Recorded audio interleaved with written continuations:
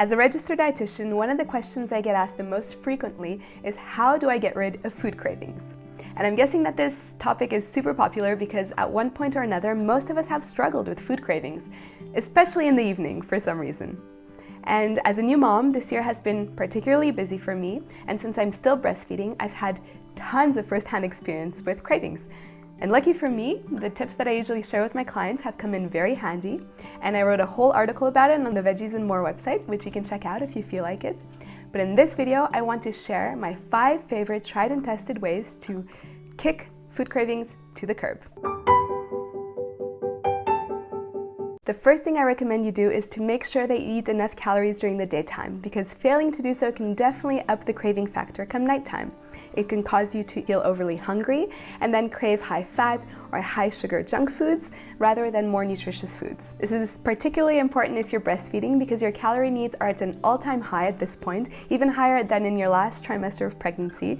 So I definitely suggest that you plan your meals and snacks accordingly, even if it means having 1 or 2 snacks in the middle of the night. But if you're already eating enough calories, the next thing you can do is make sure that you get enough protein and enough fiber at each meal and snack, because these nutrients can help keep you fuller for longer, they can reduce hunger, and also reduce cravings. Plant foods such as whole grains, fruits and vegetables are some of the foods richest in fiber, while beans, peas, legumes, nuts and seeds offer up great amounts of protein, so aim to add some of each category to every meal and snack.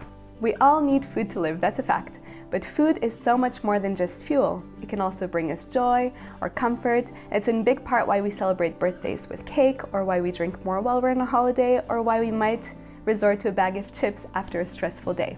Despite being aware of this, it's easy to fall into a pattern of relying on food to help us cope with our emotions, particularly negative ones such as stress or boredom, loneliness, or procrastination. If you find yourself struggling with this, start by identifying the need that your craving is trying to fulfill.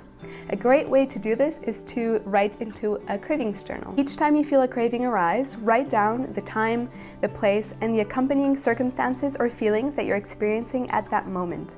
Over time, you'll likely spot a pattern which will help you identify your triggers. Once you do, your cravings are likely to subside, especially if you can find an activity that's not food related that fulfills that same need. For instance, yoga or meditation to help you fight stress, a good book to combat boredom, or planning an outing with loved ones to reward yourself for your accomplishments. The third tip that I like to share, and the one that I found works best at reducing food cravings for me personally, is to eat slowly and mindfully while reducing distractions as much as possible. Now let me give you an example to help illustrate my point. One day, I was craving a chocolate bar.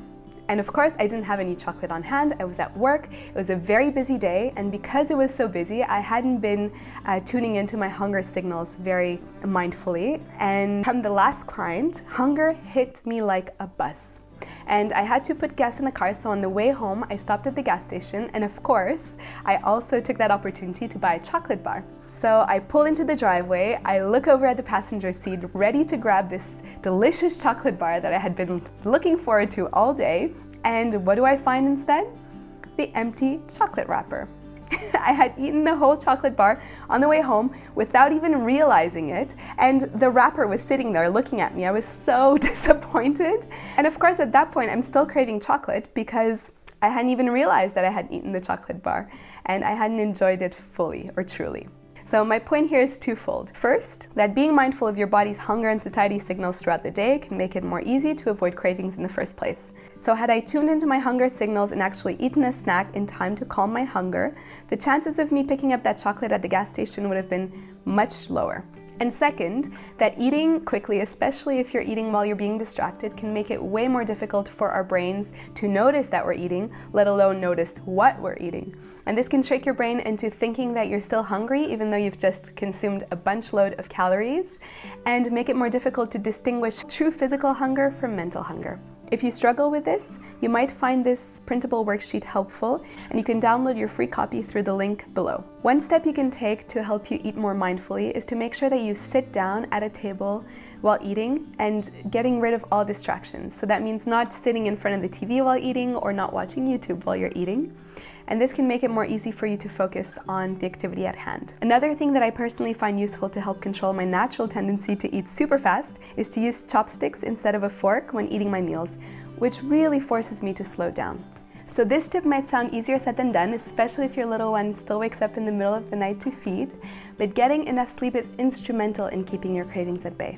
And that's because your appetite is regulated by your hormone levels, which fluctuate throughout the day, and not getting enough sleep can affect those fluctuations and increase your appetite and definitely intensify your cravings. This can explain why people not getting enough sleep can be up to 55% more likely to be obese than those that do get enough sleep. But being a busy mom myself, I do realize how challenging it can be to get enough high-quality sleep.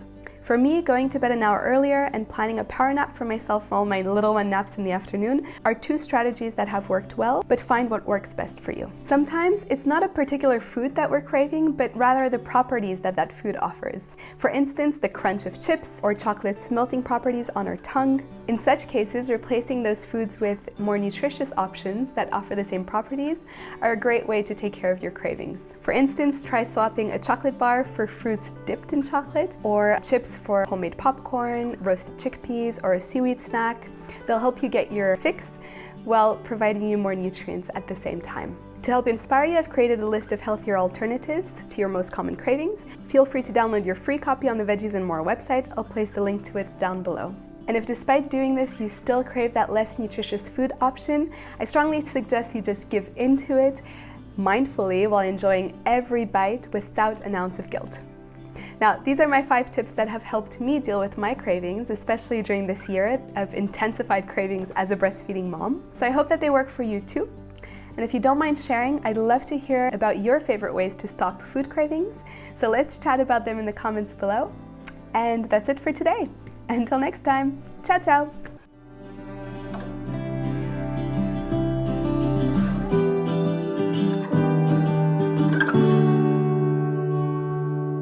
Mm-hmm.